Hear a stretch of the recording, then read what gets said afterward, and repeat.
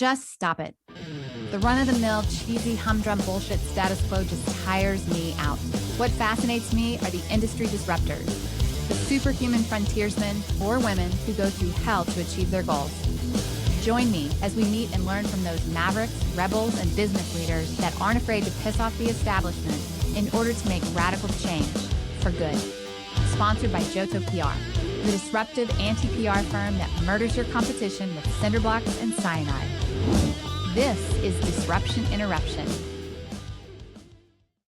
Welcome back, everybody, to Disruption Interruption. I'm your host, KJ, and we're here today to talk to another industry leader that has steered off the lame, tired path of the status quo. All right, today, we welcome a disruptor who's turning the diversity and inclusion landscape inside out.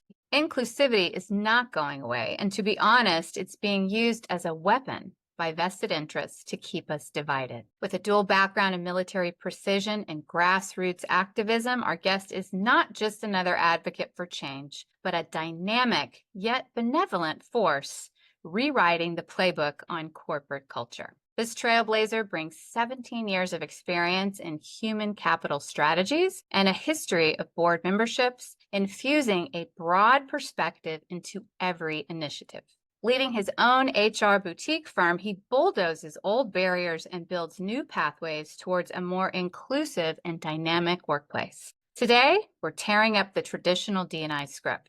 Amen. Expect to delve into the gritty realities of implementing diversity strategies that transcend token gestures, challenging leaders to not only think differently, but act disruptively. Join us in welcoming principal at the Torrin Ellis brand, Torrin Ellis. Absolutely. And KJ, let me tell you, we should not be looking to embrace the divorcing the disingenuous discourse around inclusivity or inclusion or diversity. We should be running towards it. Like firemen and women, they run towards the issue because they are trying to solve such. And I am running towards any potential way of solving this challenge of greater humanity. So thanks for chatting with me today. Yes, thank you for that. And I love that. And you know what? Anytime there is a humongous pushback, disinformation, propaganda, and a host of ills behind something that would make our world a better place, there's always vested interest behind it, that the status quo is to keep it the same, to keep us divided, to keep us from uniting, to keep us from improving.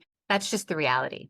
Right? So I love the fact that you say run towards it. And I think that's what a lot of disruptors want to hear today. How do we run towards it and do it unitedly? Absolutely. Is unitedly a word? Doesn't It's matter. going to be It's one a today. good word. It'll be one today. Unitedly. It'll be one today. Unitedly. I always ask my guests in the very beginning, like personally, for you, what is your fundamental ingredient? What's driven you towards disruptive innovation? That is a very good question. And I look off to my right because I don't know if I've ever really thought about this. When I think about the work that I do now, it's born out of a disappointment. It's born out of a loss. It's born out of, my being in the recruiting space from 1998 to 2011. I ran a agency recruiting practice, and in 2011, KJ, I had a conversation with a white woman. I'll try to be brief in this. Yeah. I had a conversation with a white woman about a specific search that I was working on in the DC area. She lived in Delaware, which is about 45 minutes away from me in Baltimore. The long and short of it is that I called, we had a conversation, we had never spoken before, but she carried a particular title, the same title of the search that I was working on. So naturally, as a recruiter, I said she may know some people in her network that are 45 minutes away that could go after this role right here. I opened the conversation by saying, I want to increase representation inside of this client. So if you happen to have those that are diverse in your network, I'd really like to talk to them. Cool. She got fired 30 minutes after we hung up. No. She didn't get fired because she was talking to me. She got fired as a result of her own actions. However, she knew that this role was open 45 minutes away from her. She called my client and she said, I would apply for the job, but your recruiter, Torin, said that he wanted to increase representation. And as a white woman, I feel like that's reverse discrimination, and I'm going to sue you all. Whoa. That conversation cost me a multi-million dollar engagement because the client, at the threat of lawsuit, severed their relationship with me. The lady never did anything with them. But the point is, in that moment, KJ, I lost a multi-million dollar opportunity to work with this client to help do diversity recruitment for American Express, Time Warner. It was a number of other big chip organizations that they were supporting.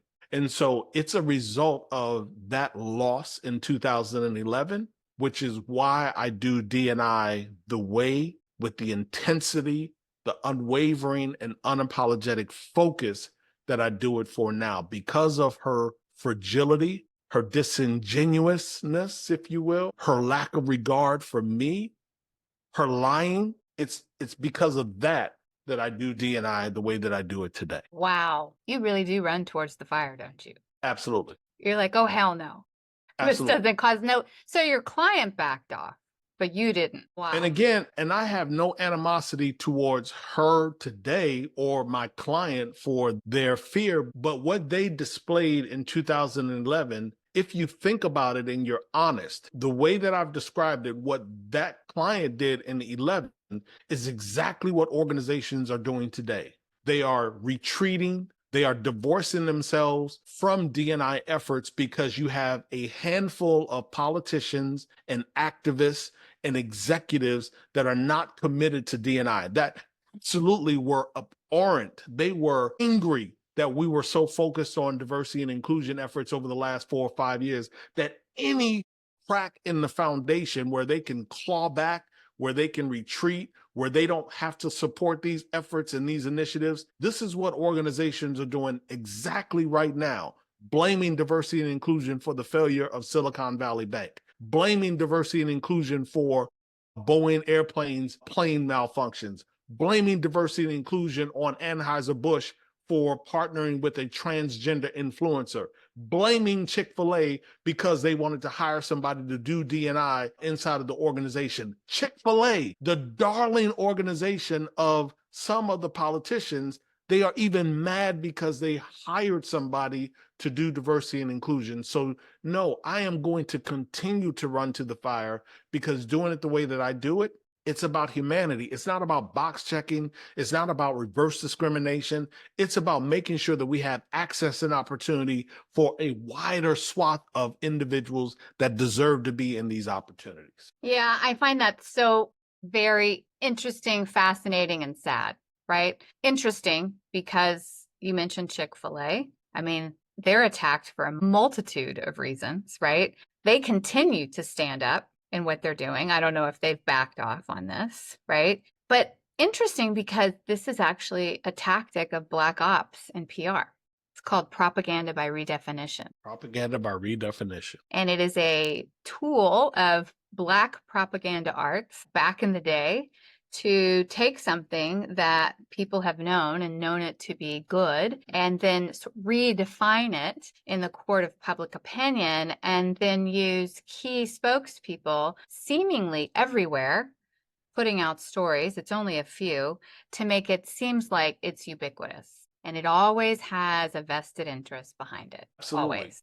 Follow the money. So I was just follow going to the say, money. I was just going to ask you, even in PR, does the phrase "follow the money" apply? And you answered it before I could ask. Absolutely. It follows it in crisis management, that is for sure. Absolutely. You know, sometimes people think crisis management is just mitigating the damage in the court of public opinion. That's only one tiny part of it. It's working with litigation attorneys and private investigators to follow the money, to find out who is the source of the propaganda. Yeah, absolutely. So for me, you know, KJ, that's where it comes from. It really is just being committed to, you know, doing D&I the right way. You know, I'm one of those persons who believes that in our pursuit of D&I efforts in organizations, in community corporate corridors, that in that pursuit, it does not have to be a punitive conversation.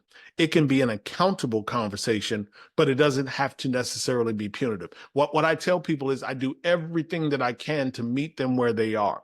I'm not trying to call people out, embarrass individuals, but I will hold you accountable. We need to be able to sit in that accountability and not feel threatened. The only thing that I don't have time for and I don't make space for are people who are racist, people who are homophobic, people who are some of the other extremes, if you will. I'm not really trying to work hard to massage those individuals in, because more often than not, those individuals are set in their way, and talking to them is just absolute waste of time.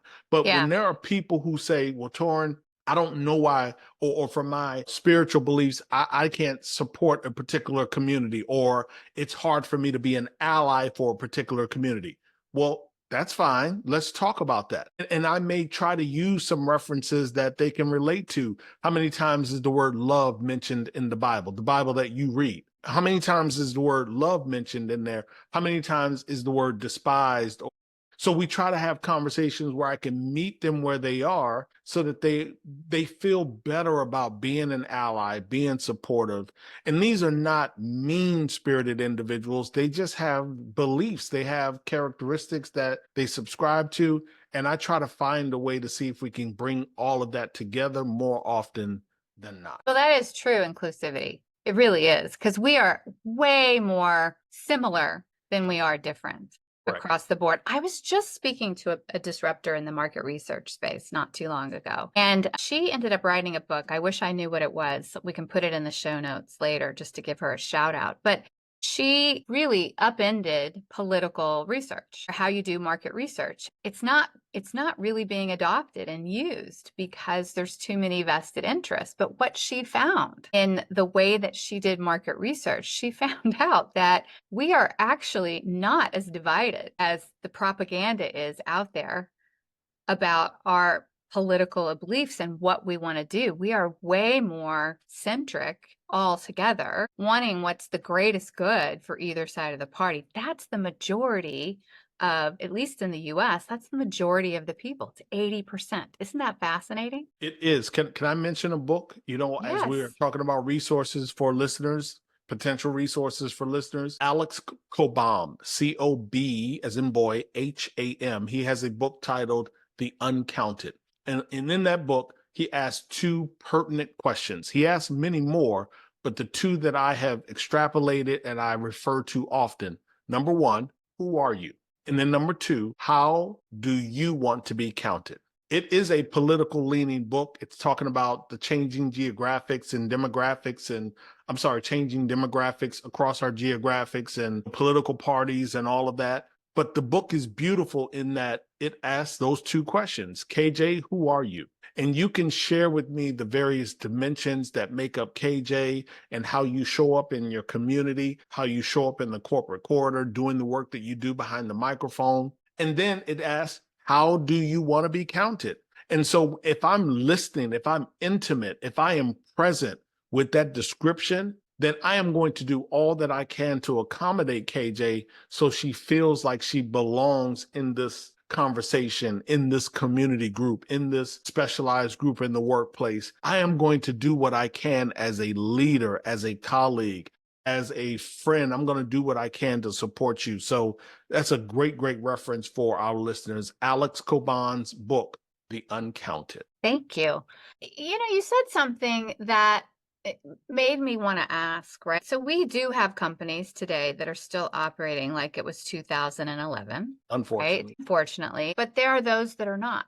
There are those that are running towards the fire. And I hate to call them early adopters, but it's still early adoption. What is that, the mid-market level?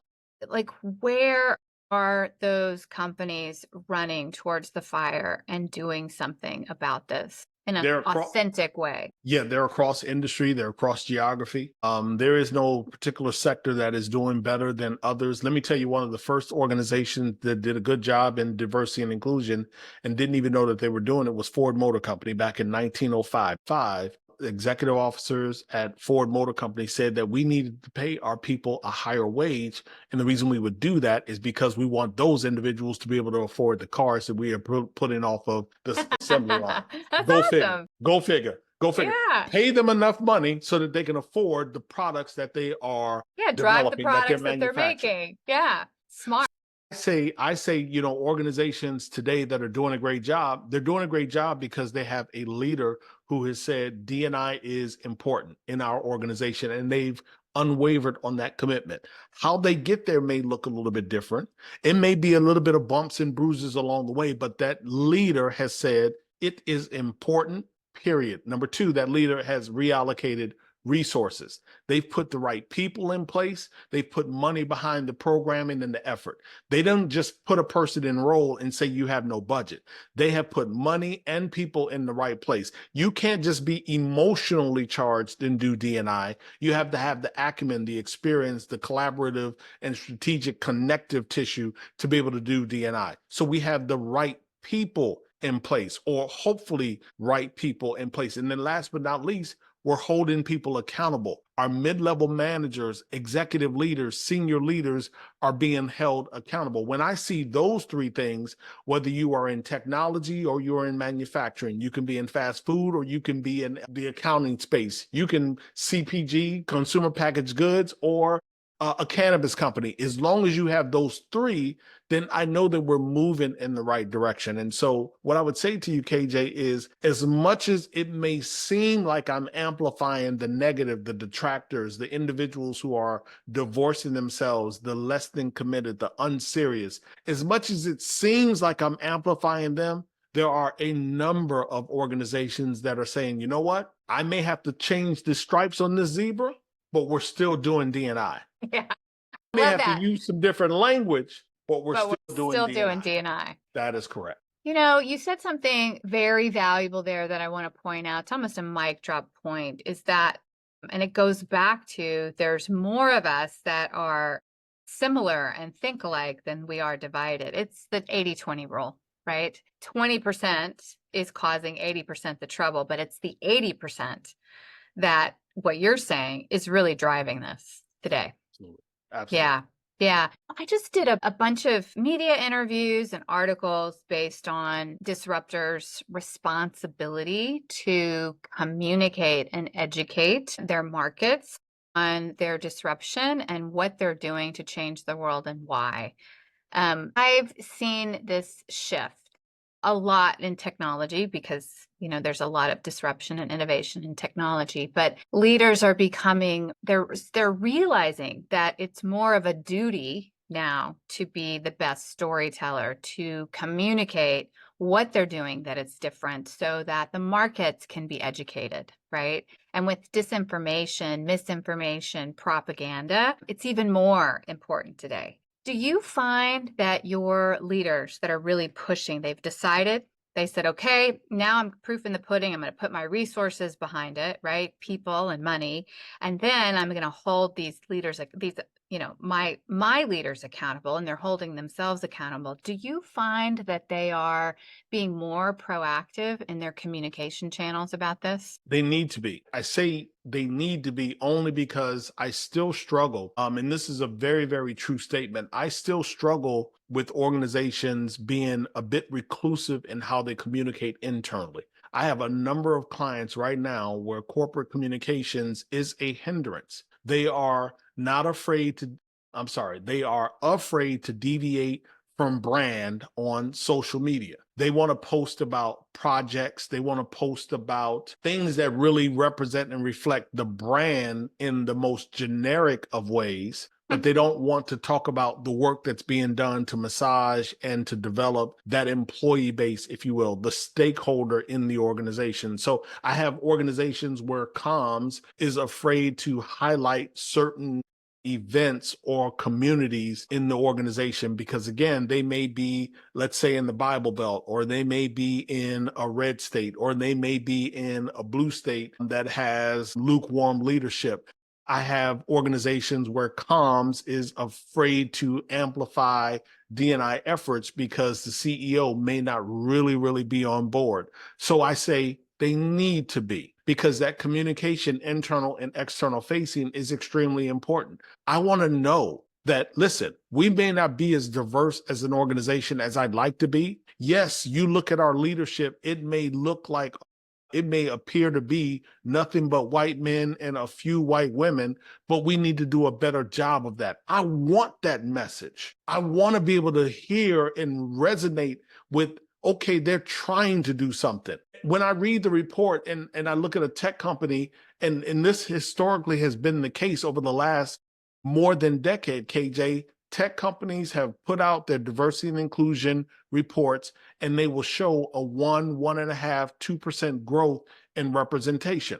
The marketplace is upset. And I'm like, okay, you may not see the number that you want to see. You may not see them shoot up 5%, 10%, 15%, but it's hard to do when you have 30,000 people already in the organization, 50,000 people in the organization, 200,000. You're not going to see the number that you're looking for. What I look for are the details. The headline is that we've only grown 1.5% or 2% in representation in a particular category.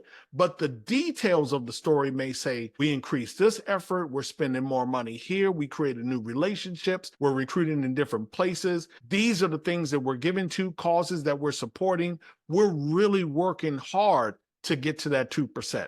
That's what I want to celebrate. Yeah. And, that goes in line with communication, right? They do need to communicate that more. And, sometimes that 1% or 2% for a large organization, it may not sound like a lot, right? And we're pushing against societal, pushback, invested interests, and so forth. But that could be, I don't know if we want to call it a significant improvement, but there's a lot of effort behind that they should show what they're doing like that. I think that's the challenge. Yeah, I just don't think that all of it has to be punitive. And again, there are the audience, the chorus that's out there that says, well, that's just not good enough. I mean, but then you maybe suggest why. And of course, that's imperative on, or indicative, that's the word I'm looking for. It's indicative on why we need to have competing voices in the room. I will tell you one of the bigger disappointments for me, I'm going to get wrong on these years, 2017, 2018, I think it was the summer of 2017, when James Damore wrote the manifesto at Google. And in that manifesto, he wrote that I'm paraphrasing, basically, there's no space for me. He was conservative. He felt like Google as an organization had spent too much time on diversity and inclusion. He felt like women made less quality technologists, if you will, than men. So he had some problematic views. But what I said, and I was on SiriusXM at the time, what I said was he a person that we couldn't work with? Was he toxic? Okay, so if he's not toxic, let's have a conversation with him. And I felt like Google missed that opportunity. They fired him rather than having that conversation you mentioned in the public square. Let's talk about this. Do you think that he was the only person that felt like Google was spending too much time on D&I? No. Hell no. There used to be a rule. There used to be a constituent rule, right? And then I look at this based on what you're saying. Like, I don't know if it's the same rule anymore, but it was like for every person that goes to their representative or their senator to speak up, they represent 50 people just like them. Okay. Right? And, now that's just the general public, but if someone's an opinion leader, they represent way more. I don't know what that mathematical equation was, right? Yes. But don't you think he represented more? Absolutely. And I just feel like we missed an opportunity to have an intelligent, insightful conversation, because in the end, the ones that continue to feel like him are still there. And do they feel like they are welcomed as much in the organization? Maybe not. And so that goes to the inclusion piece or the belonging piece. I want those individuals, listen, again, they may have different views, but as long as they're not toxic, I want them to feel like they belong here so that we can continue to grow and achieve and succeed as an organization. I don't like it that a person may think that men are better engineers or technologists than women. I don't like that. But we get to prove that out every single day, whether or not he's wrong or not. And I get to look at him and say, James, you were wrong. You know what I'm saying? I want him to be there so I can tell him you were wrong. KJ wants him to be there so she can say you were wrong, beat you on the project. I'm just saying we're having fun with it. All I'm saying is that we can do a better job of communicating, whether that communication is honest, if that communication is a bit of transparency, if that communication shows a bit of vulnerability on our behalf.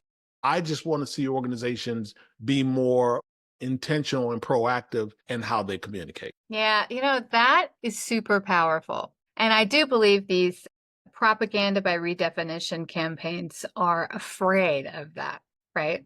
Because that genuineness is super powerful. And I think you said it right. It's like, it's not one or the other. That's not inclusivity. It's not.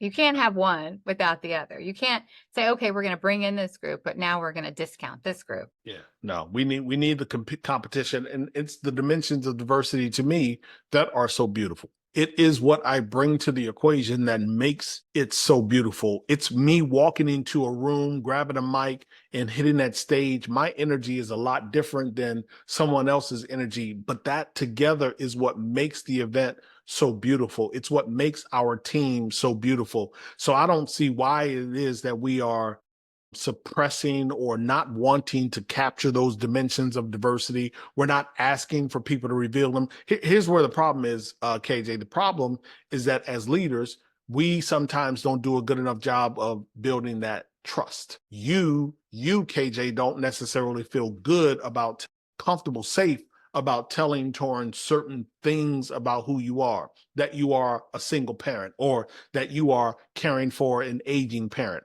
or that you are going through divorce proceedings or having a rough time in your marriage, or that I may have had to file bankruptcy. You know, we made some decisions and some things are happening. And all of these things that I'm mentioning may impact the way that I show up in work.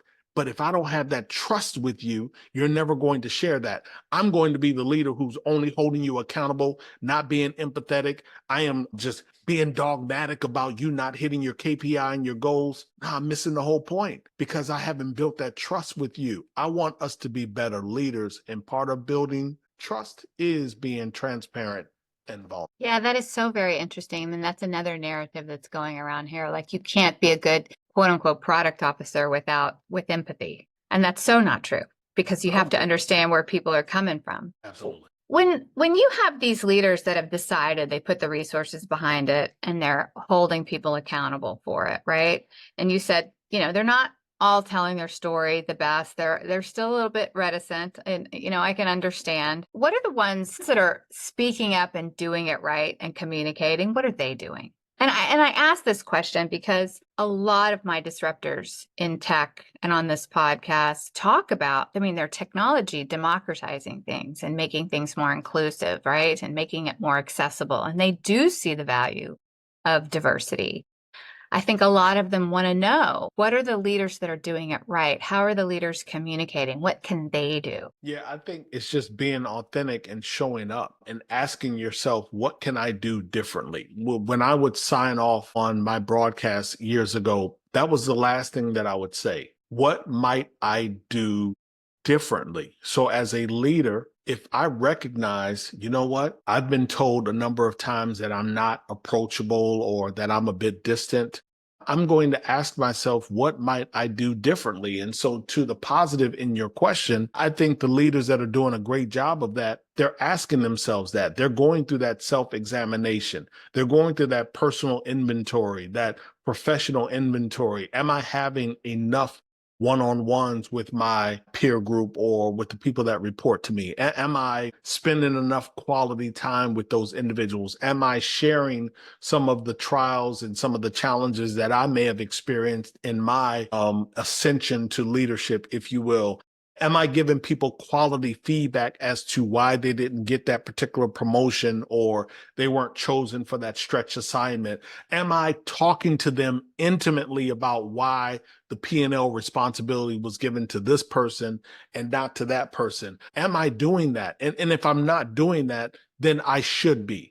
Because I will tell you, the Edelman Trust Barometer comes out year after year Yes, it after does. year after year. And what's one of the things that's rated high is I don't have that connective trust with my leader. I don't trust my leader. I trust influencers or social media more than I trust my leader. I shouldn't be hearing about layoffs or product closures or whatever it is. I shouldn't be getting that from X before I'm getting it from my leader and my corporate comms team. And so I just think that the leaders that are doing it well are doing it more often, and they are asking themselves, what am I missing?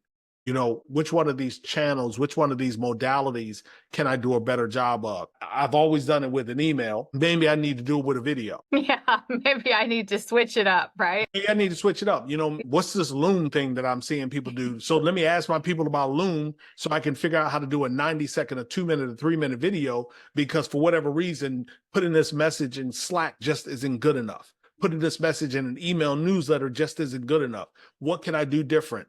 I've done town halls all the time on a biannual or annual basis, but how can I increase the frequency of the calibration moments that I'm being a leader and communicating? So that to me, KJ, is how the better leaders are doing it. They're just simply asking themselves and examining, how can I do this better and more differently? And you know what you've said under all of that? I've listened to you. And the common denominator of all of that is they're communicating more, not less.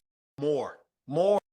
Communication is life. They are communicating more, not less. I think leaders should be more involved in the comms department. I think leaders should meet with the comms department regularly, discuss the purpose of the company, discuss the communications that are going out, and making sure they always align around the purpose. Comms Absolutely. is not a silo, right? And And I think today, disruptive leaders are going to have to recognize their responsibility and duty to do that. Absolutely. And again, a concerted effort, you know, multiple touch points, you know, like I said, whether they be internal or external, we need to have a plan that is being constantly evaluated. Are we reaching the people in the way that suits them? They are going to get the information. We need to make sure that the information is from us and that it suits them. Yes, exactly. They have to be the source for sure. So where do you see this going? You're running towards the fire. There's more that are running towards the fire. More people are going to get on the bandwagon, I think. And I also think that there is a deleterious effect that can happen when there's too much hate and lies that is put out. Like the good people, the 80% say that's it, right? There's been a lot of that's it going on since COVID. I'm tired of this. I'm doing something about it. I'm tired. It has the negative effect of those that put out the opposite campaigns. I'm a glass half full kind of person, but what do you think? Yeah, I let me just, I don't know if this is the right response, but it's one that I want to share in this moment. A couple of weeks back, I saw a video. Gary Vee showed up at a college in West Palm Beach down in Florida. And from the stage, he said something to the effect of, within 10 years, people are not going to believe any video that they see online because they're going to wonder whether or not it's a deep fake or not. In that same weekend, I saw a Instagram post from a journalist. I can't remember her name, KJ, but she sat on stage, and these technologists, their job is like these black hatters, I think they're called. They created nothing but fake articles and interviews and images of her with Mark Zuckerberg, that she was in a relationship with him. They had images of her holding his hand. They even were able to create telephone calls where she's telling Mark, you know, people can't learn about our relationship. All of this was fake. I say that to simply say, where's it going? It's going to a place where we're going to have that relationship that I'm talking about. I need to know KJ a bit more intimately, more personally than I am relying on only what I'm seeing on my screen. I'm trusting that technology is not going to go anywhere. So I have to have some degree of discernment to recognize when I can rely on the technology, whether that's my sourcing tool, whether it's my employer branding or recruitment marketing tool, whether it's my onboarding solution for suppliers or for employees. I need to know when I can really lean on and trust that technology that is enabling me and helping me, and when I need to say, wait a minute, this is not a technical thing. I need to pick up a phone and I need to call KJ.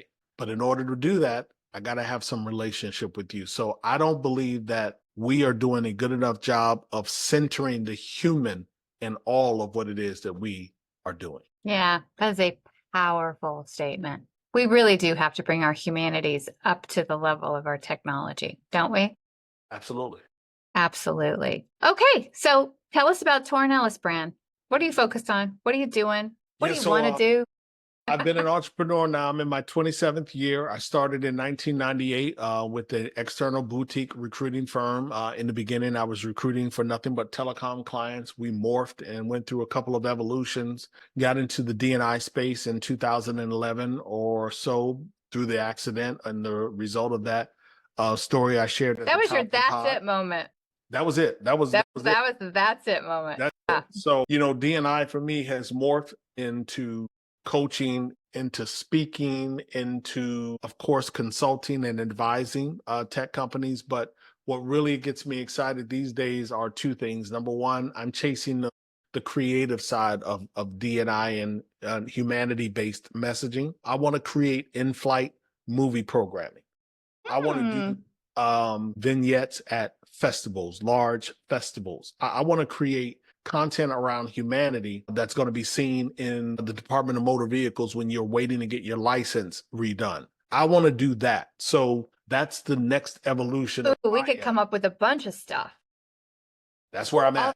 I just went to jury duty the other day. It was so bougie. Okay. I don't know if did I ever tell you this? I was so impressed. This aligns with your campaign here, right? All right. It was like a co-working space. It was set up like for all technologists to work while they were there. They had a cafe, they had this and that, they had TVs, programming, things like that. And there were like hundreds of people that were being filtered through there, by hour. That would be a great avenue for you. Absolutely. And again, this is just short vignettes, 30 seconds. 15 seconds, little cartoons for children. So we are infusing humanity and connection then versus later. So that's one thing that really gets me excited. I haven't done enough in that department. I feel like that's my void. So that's where I want to spend time over the next decade. And then the other thing is by the end of the year, I'm going to have a piece of HR tech that we're going to introduce to the marketplace that's going to be a business intelligence management enablement solution built on the core principles of D&I, but really showing organizations how to prove out the posit around D&I being good for the organization, because it's not always good. And so when it's not good, how do we course correct? How do we change it so that diversity and inclusion is good for the organization? So I'm going to build a piece of technology. We're working on that now, and hopefully that'll be out by January 2025. That is so exciting. I love both of those. Absolutely. I want to help you on those. I love that. That's what disruption is all about, KJ. It is. And listen, sometimes there are those moments where I am going through imposter syndrome. Am I qualified enough to develop creative content? I'm not a marketer. I'm not a graphic artist. I'm not a creative person. So sometimes I go through imposter syndrome in that regard. In the HR tech space, I go through imposter syndrome. This is a young person's game. I'm not a 30-year-old founder. I'm not an individual who's gone out and raised hundreds of thousands of dollars. I don't have a circle of a bunch of family members who can just write me a check for $10, $20, $50,000. I battle with this imposter syndrome. As tenacious and fiery as I am, I still have those moments where I'm asking myself, are you worthy? Are you capable? And I've more often than not in the last 5 years said, yes, you are. Yes, you are. And so you don't get to be a disruptor, as you call that, by walking in fear, or let me say it differently, by being paralyzed by your fear. You have to walk through that reservation that consternation. You have to walk through that challenge, through that fear. And so I'm walking more in even that which I can't describe, because I know that on the other side is the solution that millions of people are looking for. That's beautiful. You definitely fit the bill of a disruptor. I hear these like similar veins of disruptors and what they're doing, and you're building a universe based off of ideas that then becomes life and then becomes concrete. Yeah. Okay, so what do you do outside of Torrin Ellis? Like, what are your crazy passions? Smoke cigars. Love a good cigar. I love music. You know, I love music when I'm in my yard doing landscaping or yard work, when I'm cleaning the garage or trying to finish some of the stuff in my basement, which I've taught myself how to do through YouTube. You know, I'm always in music. When I'm walking on stage, I always have my earphones in and I'm listening. Jamie Leonard, who curates the RecFest event, he asked me back in 2019, he said, Torin, we were in the British Library. This is in London. He said, I'm down in the front and I saw you pacing the back of the auditorium back and forth.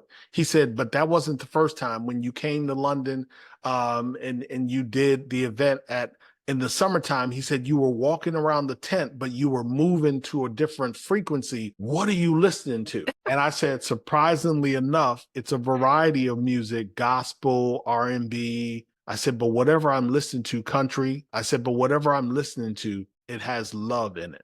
And so if you look at my Twitter profile or X profile, if you look at a lot of what I do, I always say that the two most powerful words in our lexicon are love and process. Two most powerful words. KJ, if I love you, you know it. Mm-hmm. You know that if I push you out of the way, or if I don't invite you to the meeting, or I left you off of, particular conversation, if you know that I love you, you're less apt to question that. You'll just chalk it up to Torin's looking out for me. It's true. It was in my best interest or whatever. I don't really worried about what it was that Torin hit me, whatever it was, because you know that I love you. When you don't know that I love you, then it brings in the question, why did you tap me? Why did you push me? Why didn't you invite me? You got to process through that. And I'm not saying you won't arrive at a positive response, but you have to process these events, these things that happen, our circumstances, our situations, our condition.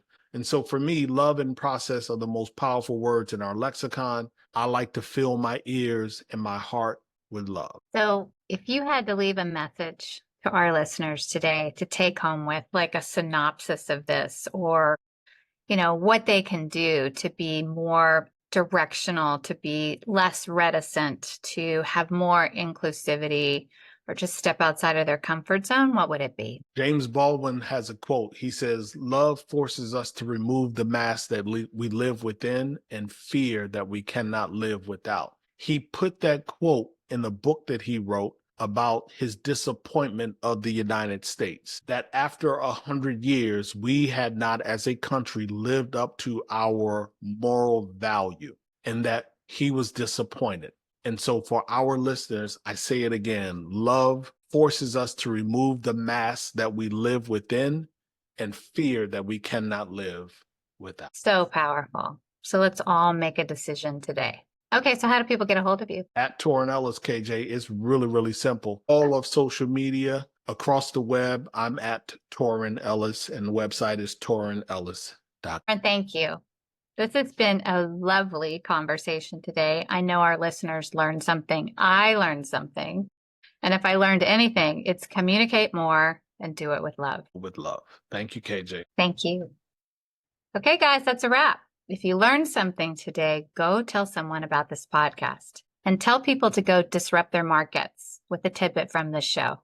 Thank you for listening to Disruption Interruption podcast, where we transform lives, change consumer behavior, alter economics, and never accept the status quo. Ciao for now.